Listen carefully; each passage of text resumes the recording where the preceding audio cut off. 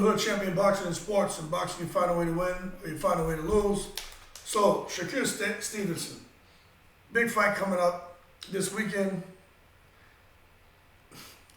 And people are giving Stevenson slack for saying he's Puerto Rican. Okay? Look, what's wrong with him trying to, really promote this fight, and talking about his Puerto Rican father? I don't see anything wrong with that. People are giving him a hard time. This is what's wrong with society. What does it matter? The guy wants to sit there and talk about, being Puerto Rican, half Puerto Rican or whatever. He's a boxer. Rivalry sell. Puerto Rico and Mexico, one of the biggest rivalries. So why wouldn't they approach this match from a marketing standpoint, although the match is right here, a day from now? Why wouldn't they, start talking about Stevenson and his Puerto Rican heritage? Now, I will say this. A lot of people who don't know him, because it's not something he talks about, and it's not something that really matters to him, and it doesn't matter to most people who are of two races, or two different cultures. They don't think about it. It's just like some people who have long, straight hair, but wish their hair was curly. They watch the people with the curly hair, and it's like, man, I wish my hair had more body. I wish I had curly hair. Or those people who have curly or wavy hair, wishing they had straight hair. They watch the people with the straight hair and like, man, I wish my hair was more straight. And the people with the straight hair don't even think about it because that's just what they are. That's just how they were born. Like, they don't think about it. And I can understand Stevenson on this to a certain extent, but I think I have a right to speak on it, being of two races myself, man. Not Puerto Rican, but it ain't about me, so it doesn't matter. But there's nothing wrong with it. Now, there's some people saying, he's not Puerto Rican, he's just making stuff up, he's whatever when it comes to him and his race. Just because he doesn't really go out there and talk about it, it doesn't mean that he's not. But the fact is, Stevenson's dad is of Puerto Rican descent. He didn't know his dad. He didn't grow up with his dad. His dad eventually passed away, but Stevenson has siblings who just happened to be Puerto Rican because his dad had more kids. Stevenson grew up with his mom in North New Jersey. He has a Stevenson last name. Now, my understanding is if Stevenson would have taken on his dad's last name, Stevenson's last name would have been Jimenez. So it would have had Shakur Jimenez. Or that first name probably wouldn't have been Shakur because his dad would have been involved in his life and he probably would have had a different name, more than likely. But anyway, it is what it is. So, Mr.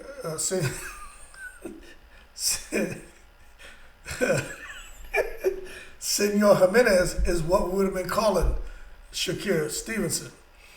But nevertheless,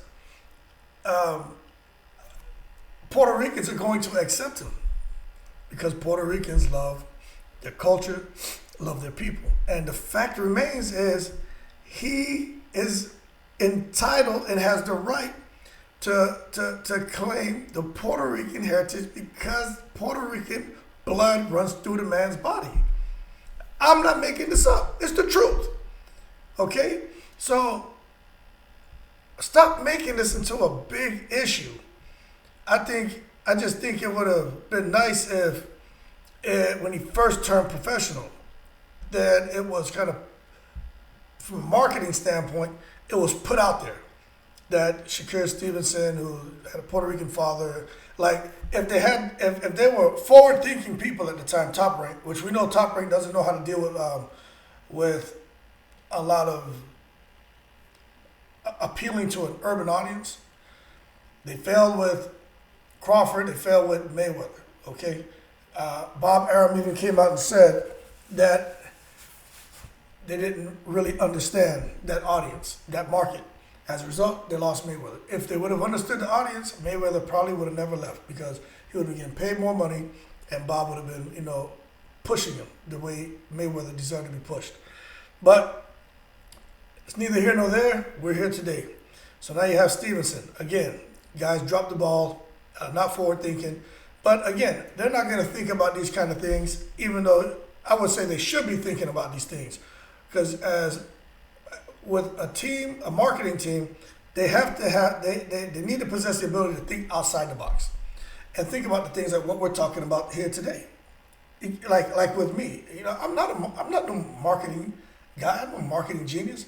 But if I get a group of people in here and it's like, okay, turn them into superstars, and we're dealing with sports, you have to think about, okay, where are they from? What's their background? What's their religion? Ethnicity? Language do they speak? Those are things that just should immediately come to mind, and they should be pushed out as these are those key points, those target areas that we need to drill down in and kind of come in from that kind of avenue to really, get a hold on certain markets to raise this guy's profile or the young lady's profile, which they didn't do that. But neither here nor there. But I think this gives a lot of people something to talk about. And Stevenson, I think it's good at a more serious note for the young man to want to know more about about his background, about his dad, about where he came from, the grandparents.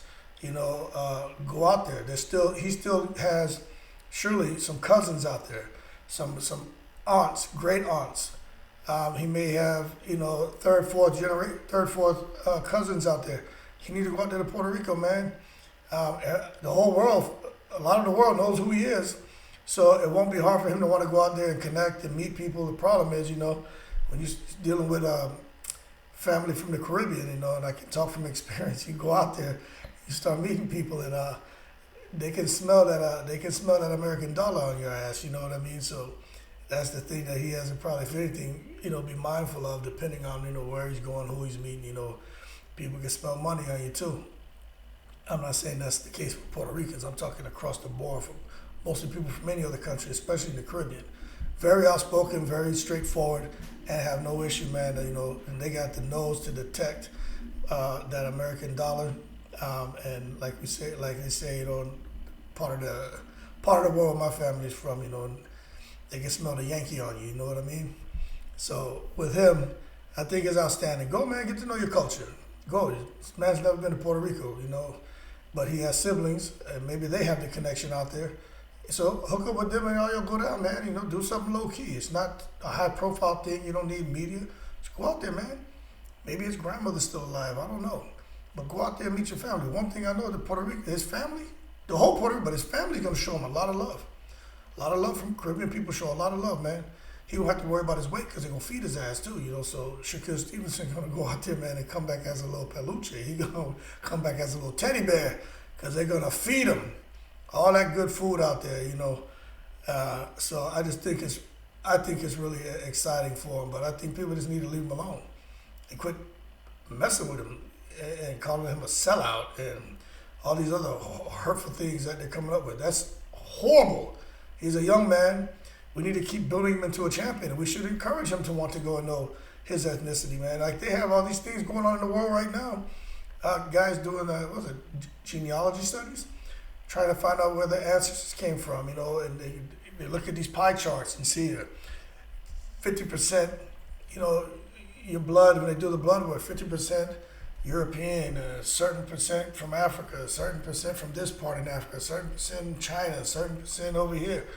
And, even drilling down to which parts of the continents that people are from, or which part of the different, states inside the continents where people are from, based on the blood work. So everyone, if you have the ability, should want to know.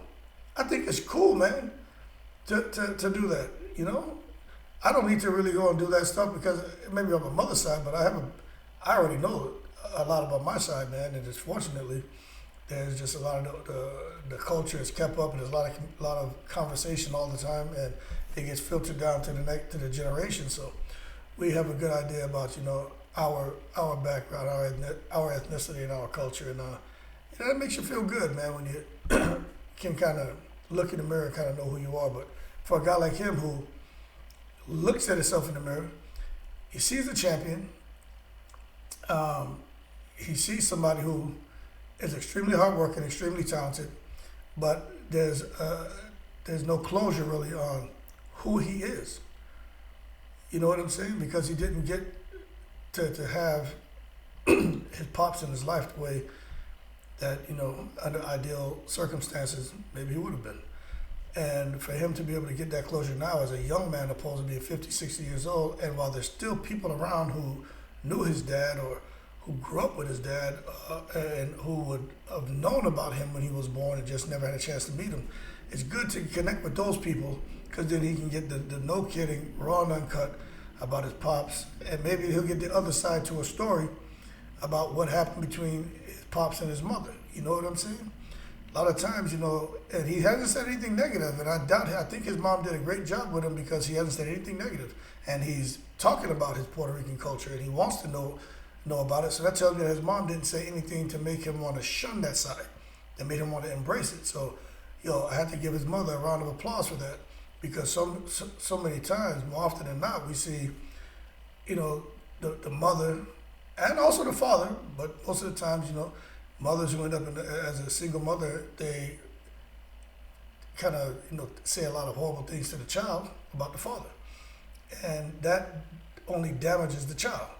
And in this case, obviously, I'm assuming now the mother didn't do that, and the child, well, look at how he turned out. Still not perfect, but look at how he turned out. He's on his way, right? He's doing something. She did something right, and let's just foot stomp the fact that he wants to know about his dad. So that tells me that there has to be something there the mother did right for him to want to go and embrace it, and she probably gave him her blessing, saying that would be a good thing. And his siblings are going to be at the fight this Saturday between he and Valdez. So a lot of Puerto Ricans are coming out the woodwork now. They can't wait to talk about another Puerto Rico. You know what I'm saying? Puerto Ricans, man. Yeah, people from all over the world, especially Caribbean people, right? Everyone loves their flags. Caribbean people put flags on everything, on their car, on their book bag. They wear the bracelets, necklace, everything. The damn hat, T-shirt, the damn sandals, shorts, sweatpants, underwear, everything. It's got the damn flag on it. You know what I mean? And I'm guilty of that. You know what I'm saying? So that's why I'm laughing about it, because it's true. But I think the most ridiculous when it comes to flags, right? And I think all of us can be extreme. Anyone, from the Caribbean or Caribbean heritage, I think we're all a little ridiculous with it. But Puerto Ricans, man, it may be on a whole nother level, man. But I'm not saying they have the most pride. I think everyone from the Caribbean, I think the pride, I would say, is equal. Of course, people from, my family's from, I'm going to go that direction 100% all the time, because that's just what it is. But from what I've seen, that common thread across all of us out there, man, who eat that green banana and saltfish and all that good stuff, everybody loves their culture. They represent their culture. They represent with their flags and their colors. But Puerto Ricans may be the most ridiculous with flags. Like, they're just flags everywhere, you know what I mean? So they're going to definitely embrace Shakur Stevenson, which a lot of people already have. But,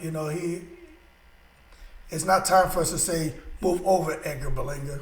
It's not time for us to say, he's going to take over from where Miguel Cotto and Felix Trinidad left off. Like, that's not the case. And you may say, well, why not? You're saying it's okay for him to come out and represent, and talk about him being half Puerto Rican. And yeah, he qualifies. All right? The man's dad is Puerto Rican. He qualifies. Yeah, he didn't know his dad, but he still qualifies. He qualifies more than you people who saying he doesn't. You understand? He qualifies. And the uniqueness of this is we're talking about Shakur Stevenson being, whatever, half black, half Puerto Rican. Rolly Romero, he has the last name. Rolando, he's got the first name. He's half black, half Cuban. Rolando Romero speaks Spanish.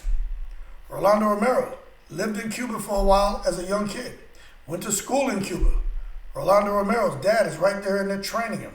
Rolando Romero's at the boxing gym, getting trained and been working with Joel Casamiro for the longest.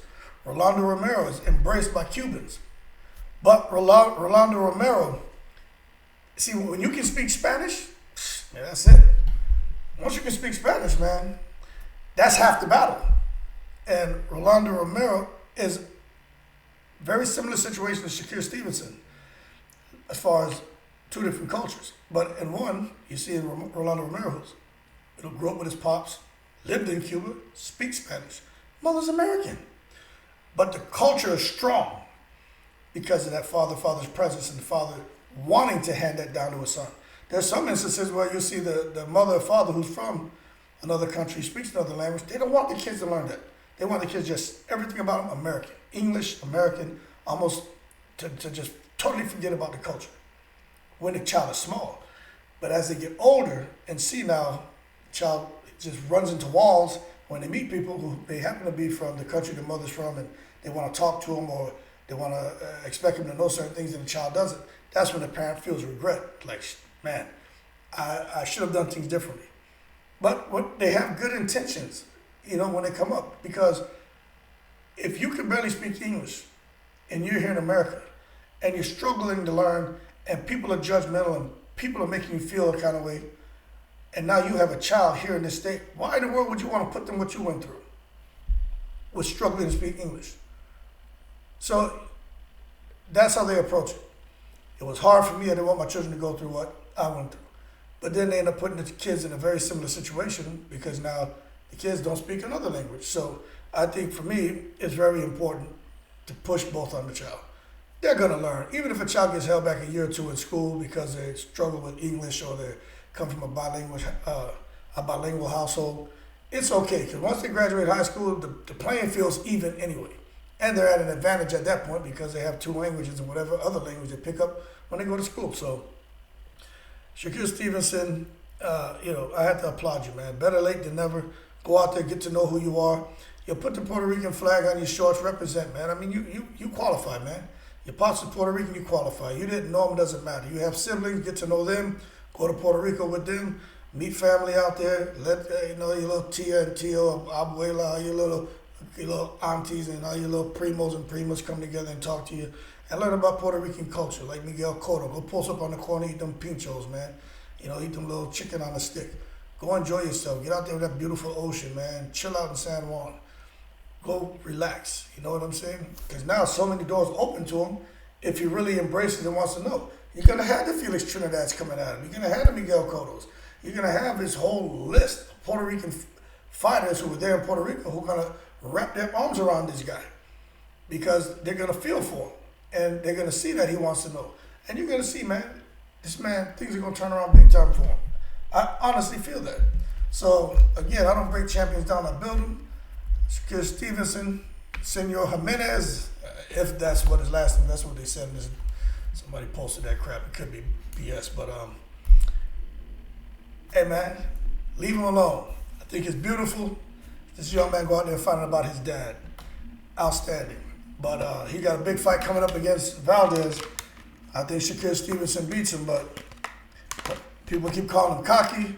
Look, he just smiles a lot and he's confident. You know what? He's supposed to be confident. What's he supposed to come in there and doubt his abilities? The man's a damn Olympian. Man won silver. Probably should have really got the gold.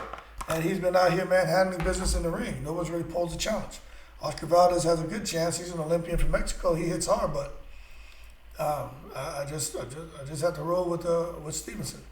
And the thing about it is, I'm starting to get into a whole nother video, but I'm just going to talk about it now. Is what's his name? Eddie Reynoso begged for this fight. Like, he came and chased after this fight. It's not that Top Rank wanted to make this fight for Stevenson. Reynoso said, no, we want the fight. So, Reynoso is brilliant with coming up with game plans and strategies. So he feels that his boxer, Oscar Valdez, can beat Shakur Stevenson. And that's how that fight came to fruition. It wasn't even in the plans. They came, they chased after it, they wanted it, they begged for it. They said they can beat him, and that's how the fight got made.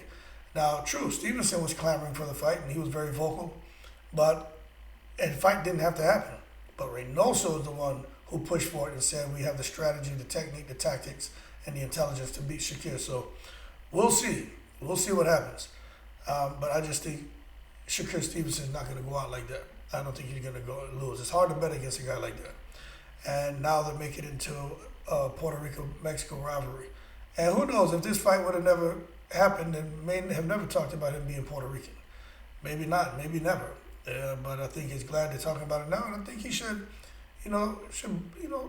talk more about it, man. Go, especially definitely go out there and investigate and get to know who you are, man. Get that closure in your life. I think is important.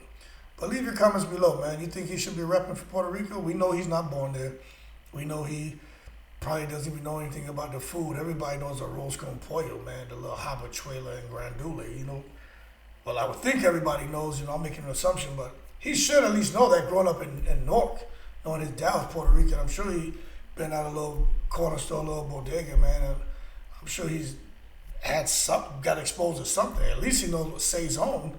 He may not know one is con achiote, one is sin achiote, but damn it, he should know what the hell recadito is, seasoning.